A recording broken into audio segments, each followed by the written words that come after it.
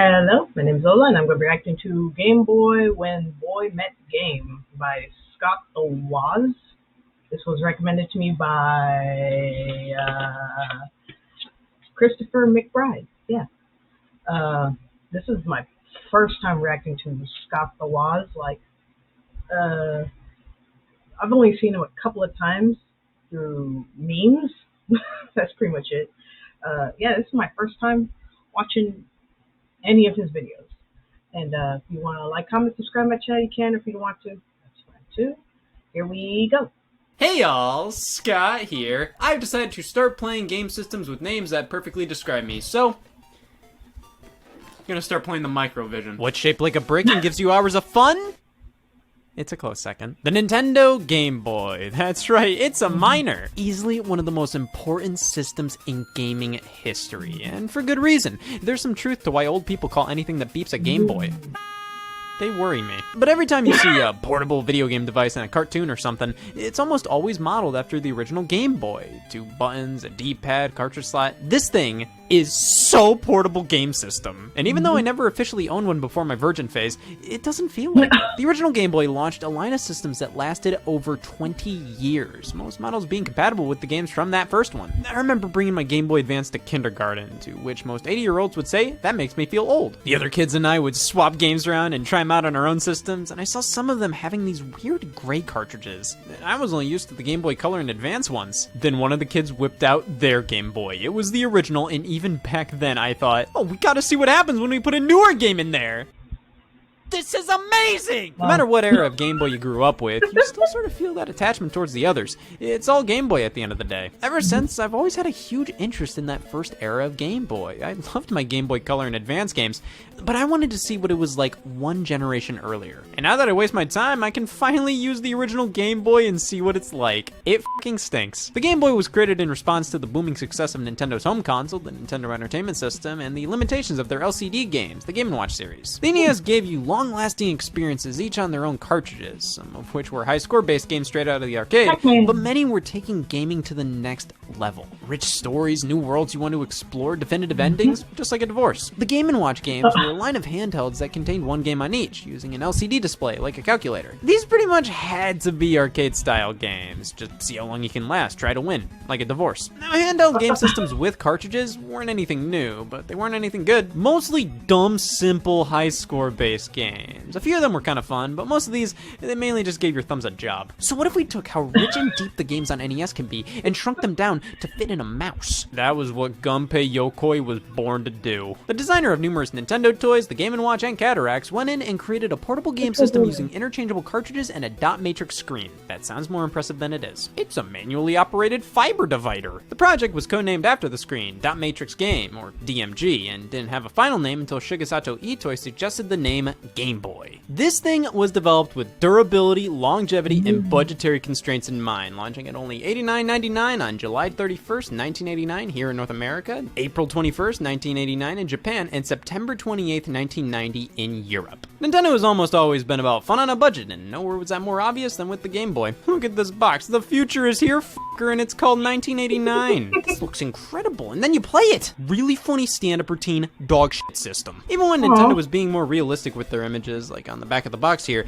this screen still looks leagues better than what we actually get. A dot matrix display, what does that mean? It means let's get the hell out of here! Well, I guess if the Game & Watch has a display like a basic calculator, the Game Boy has a display like a more advanced calculator, one that can display more than just variations of the letter O. I mean, it still displays any old spray you could ask for here. It definitely can be used to play video games from this era, it just so happens to be ass green. Thank God I'm colorblind. The screen here is the Game Boy's biggest flaw. Not only is it not lit in any way, shape, or form, but it's not just black and white, it's black and puke. They used a green display with no colors because it helped the non-color visuals pop out the best at a low cost. Or they just thought it'd be funny. This is easily one of the most notorious elements of the original model. You can't use it. We have a contrast dial, which helps us see in numerous different lighting conditions, but for playing it dark, have an open mouth. We got the volume slider, headphone jack, and speakers for stereo sound, an extension port for accessories, on and off switch, a port for an AC adapter, a battery compartment begging for 4 AA's. 8 A's for just one device. And a full suite of buttons, the exact same buttons you'll find on an NES controller. They were obviously cutting corners a lot, but Nintendo ensured you would get as close to a console experience as possible with this thing. Of course, other companies responded, and they responded big. Just bring the damn TV with you at this point. Whoa. Competition towards the Game Boy quickly emerged. Systems by Atari and Sega. That one looked like a camera, dude. Like,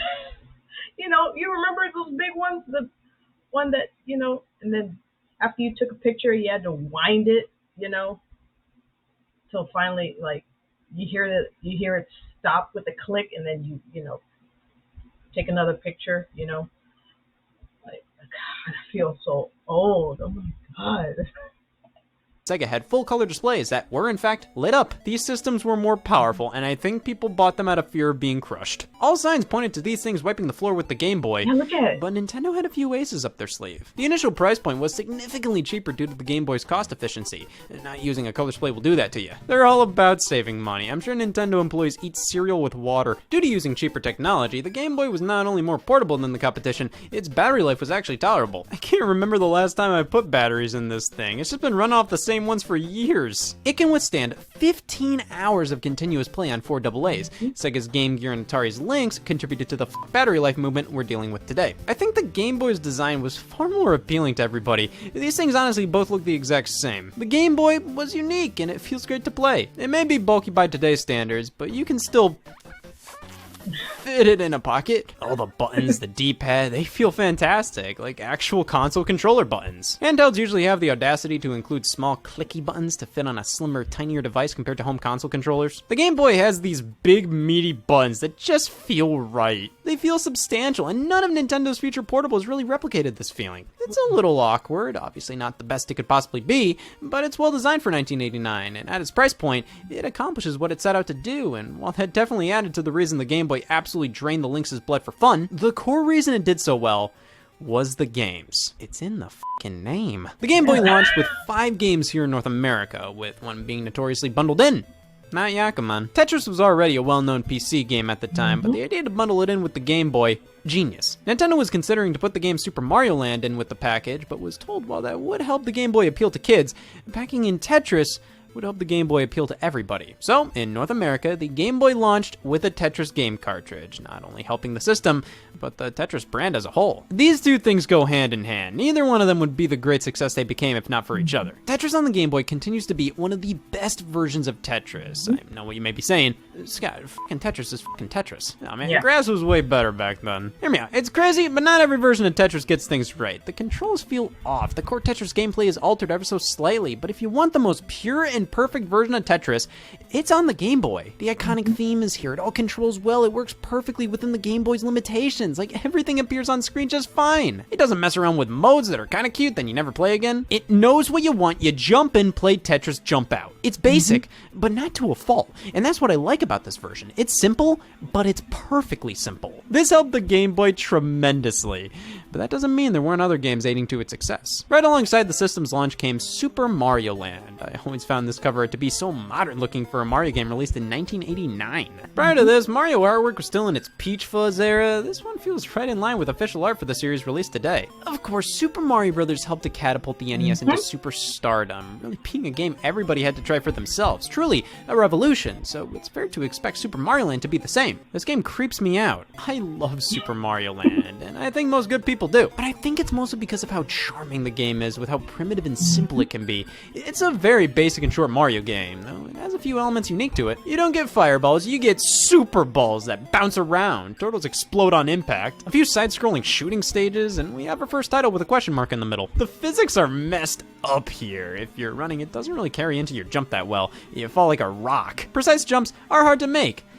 But none of this really matters. Like I said, the game is just so damn charming. It's not difficult, it's super short. You can beat it in like 30 minutes, so it's like, why complain about it? Is being critical about Super Mario Land going to change the world? Why does it matter that it doesn't control perfectly? It met the requirements of being Super Mario Bros. On a portable system, and that was a big deal. It still feels like Mario, and you could take it wherever you wanted. Sure, the screen of the Game Boy gets really blurry when there's a lot of movement. It can be hard to see enemies coming at you when you're running, but it's still playable. It's charming as all hell, and I still love going back to it over and over again. The game is simple, yet still Mario. The problems with the game are more so fun little quirks rather than deal breakers due to how short and easy the game is. I adore this game. Critically, you could tear it apart, but I feel like most people can see right past the flaws and enjoy this game for what it was back in 1989. The other launch titles were more so just the bare minimum of what Nintendo thought a game console needed at the time. Baseball and tennis, pretty much the same as the baseball and tennis games for the NES. Stay away. And there was Alleyway, just a basic Breakout clone, still fun and charming though, which is the opinion I have for most of these old Game Boy games. Yes, looking at them with a modern lens, they're all bitch simple. But being portable games in the late 80s, I find them to be more interesting than many home console counterparts they had. Like, I would so much rather play baseball or tennis on Game Boy than NES, and that may be because Nintendo's re-released their NES games far more often than their Game Boy ones, but I find these more endearing. The NES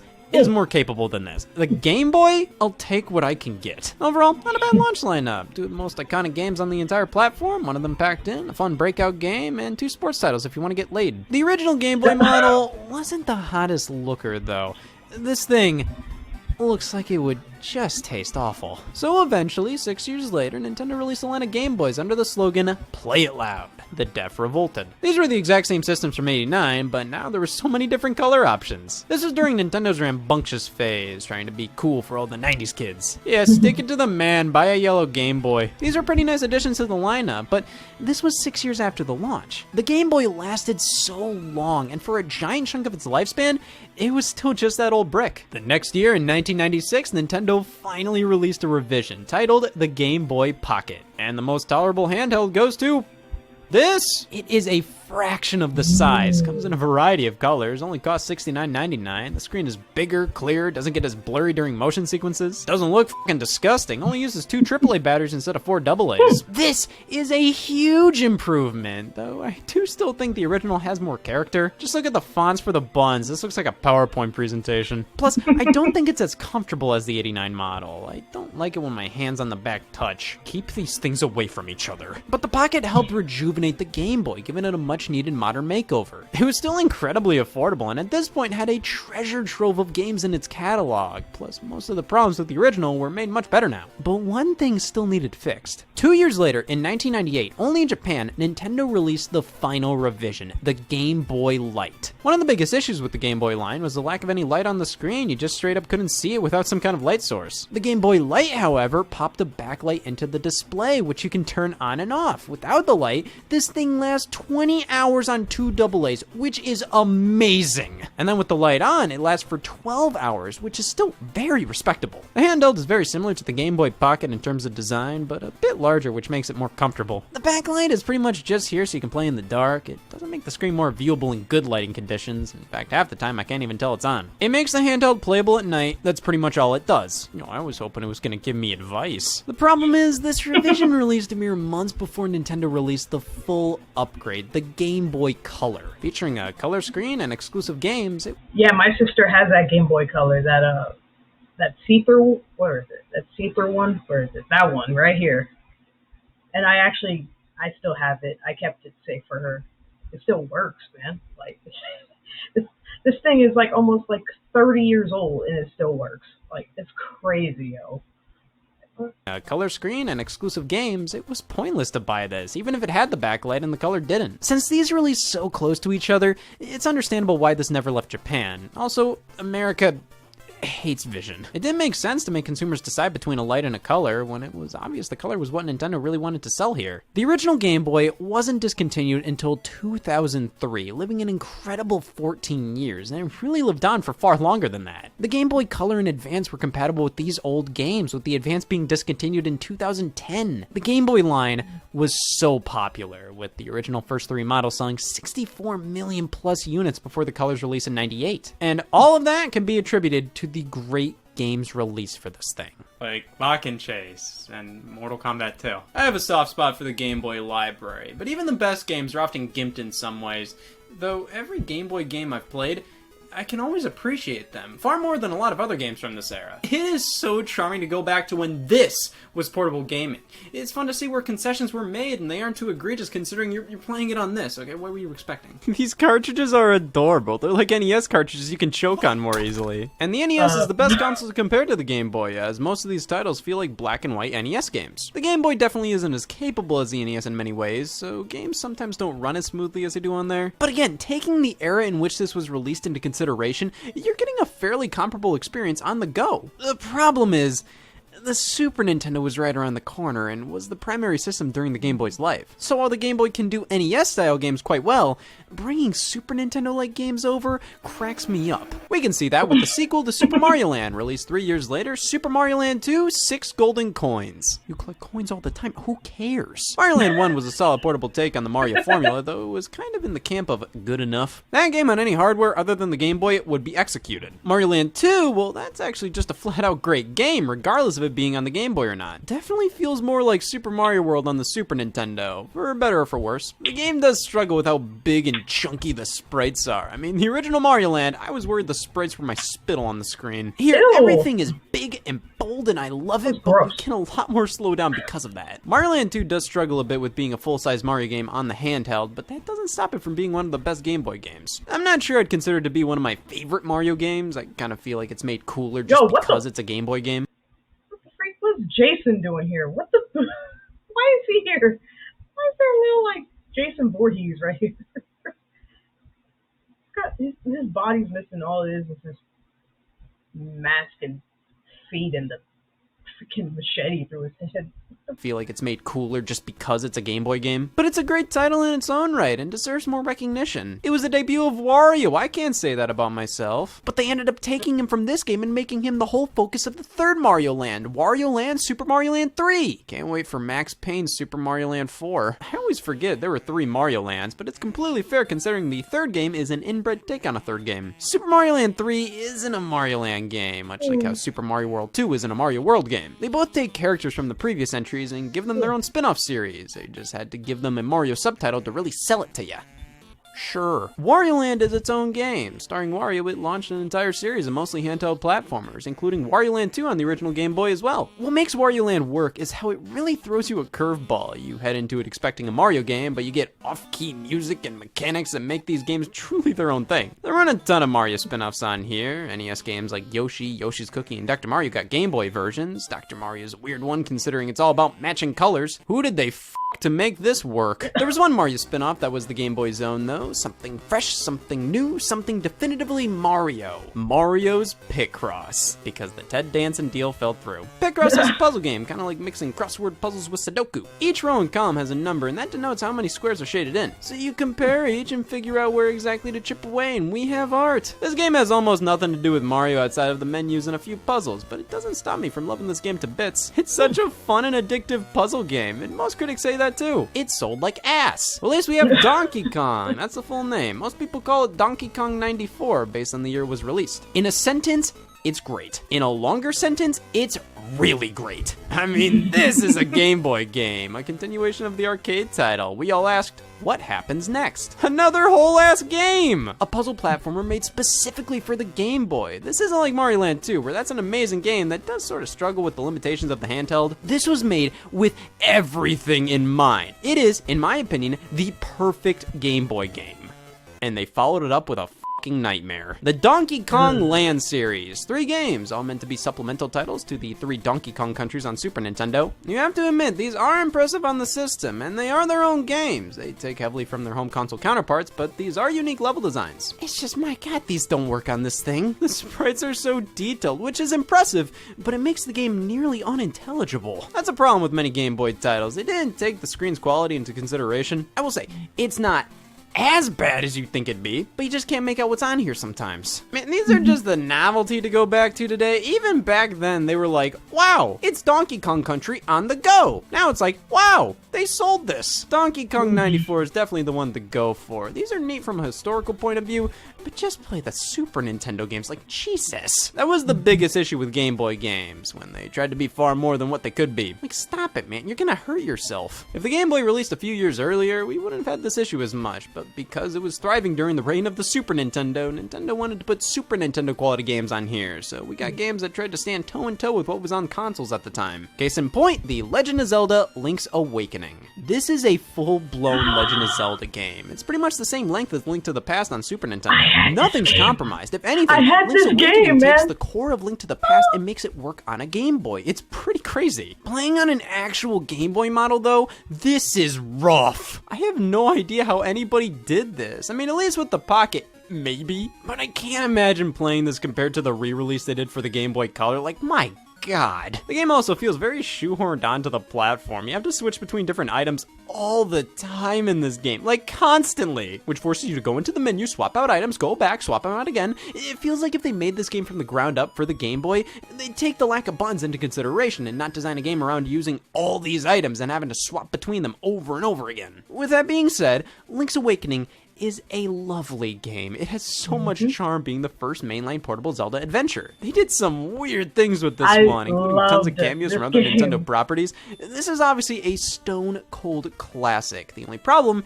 is the system it was made for. When it got a full remake in 2019, it showed how much of this game, at its core, was already perfect. They only really changed things that were there due to the limitations of the Game Boy console, like the whole item swapping debacle. Other than that, it's the exact same game, and that speaks volumes of the original Link's Awakening's quality. This wasn't a completely watered down portable throwaway game. This was the real deal, and Nintendo's had that mentality with all of their handheld systems, which is why I think they've always succeeded. Whenever Sega or Sony would put out games on their portables, they were always lesser versions. Who cares about that Uncharted? It's just a side story. When Nintendo made a Zelda game for the Game Boy, it was the next big Zelda game. When Nintendo made a Metroid game for the Game Boy, it was a mistake. What am I doing? Metroid 2 Return of Samus. A fair attempt at a Metroid game on the platform. To be honest, Metroid during this time period was a bit too cryptic and obtuse for my Donkey Kong 94 brain. These games are so difficult to do anything in without a map. You have to draw one out yourself. In 1991, sure. In 1994,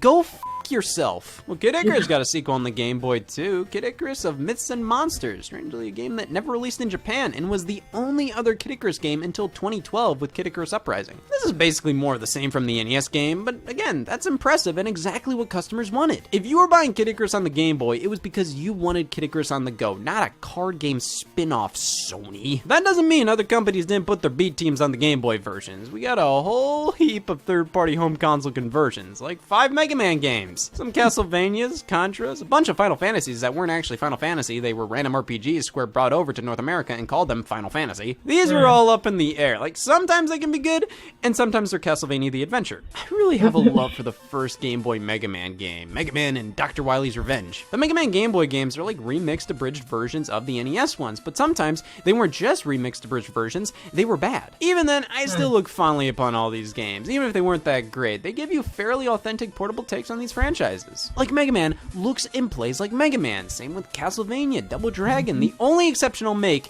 is this. Fighting games. Street Fighter 2, Mortal Kombat, Killer Instinct. I feel really bad for the kids that said, Mom, that. Like, man, Mario's right over there! Fighting games felt more like things for your thumbs to do rather than actual engrossing video games to play. I mean, this gave you a Street Fighter 2-like experience on the go, but I just feel like you had way better options. Like, as handhelds progress, you can make an argument playing Super Street Fighter 4 on the 3DS helped you practice for playing the console version.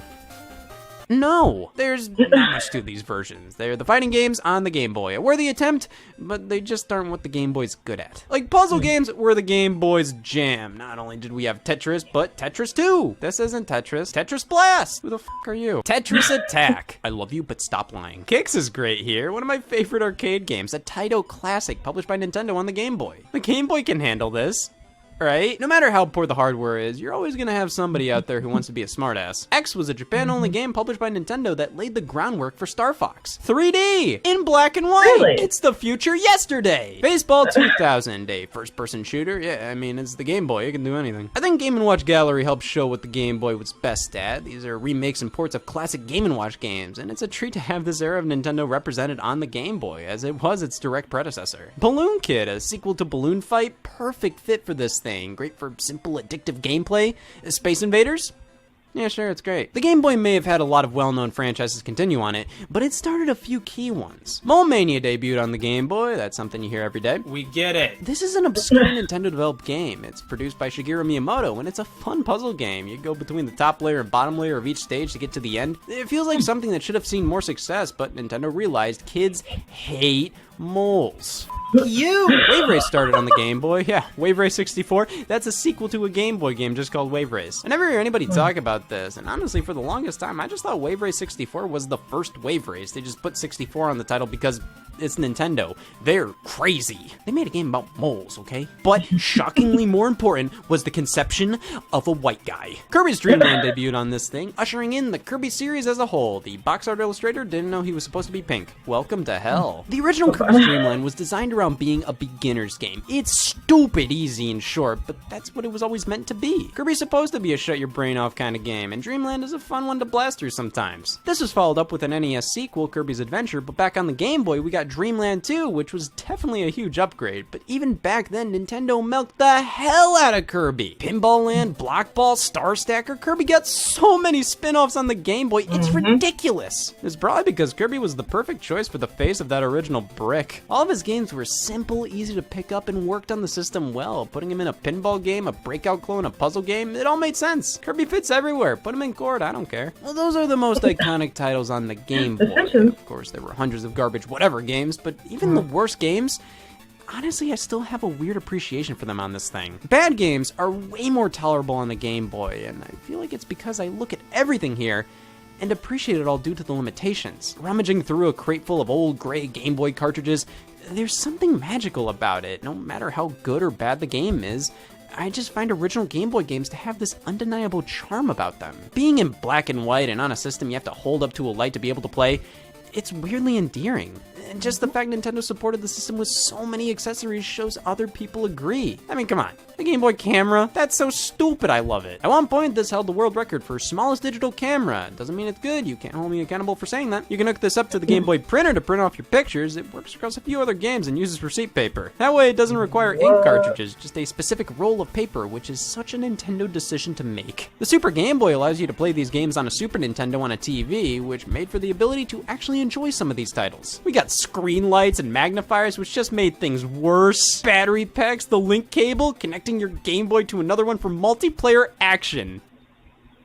God damn it. Pokemon is the biggest media franchise of all time. Starting on the original Game Boy, it helped keep the handheld alive for so long, releasing late in its life. It's an RPG series about collecting and battling monsters called Pokemon, and it spawned countless sequels, spin-offs, movies, music, merchandise.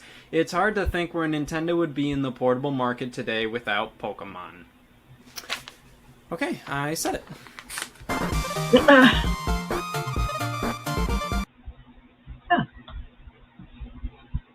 That it?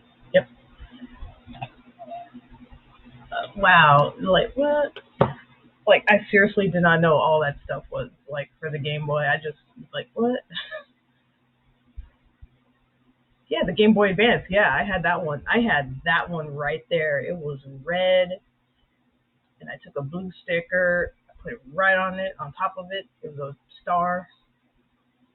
And I think I engraved my initials on it. IG. No. Was it? No. Whatever. Anyway. Yeah. That's it. For my what I gotta say about Scott the Woz. I think that's how you pronounce his name.